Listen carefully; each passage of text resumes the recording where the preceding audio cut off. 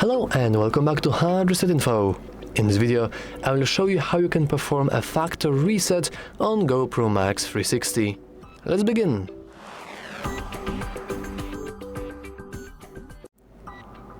Luckily for us, the process is very easy. First, you want to expand your control center just like that. Then, head into Preferences. Inside Preferences, you want to scroll all the way down into Reset tab. And inside the Reset tab, you guessed it, you want to scroll all the way down once again, and right at the bottom we have Factory Reset option. We can click that, and we do see a nice warning that this will reset all settings, clears all connections and removes the camera from GoPro Cloud account. So let's hit reset. And now our camera is resetting, and after it's done resetting, it will behave like completely new camera fresh out of the box. And yeah, that's all for this video.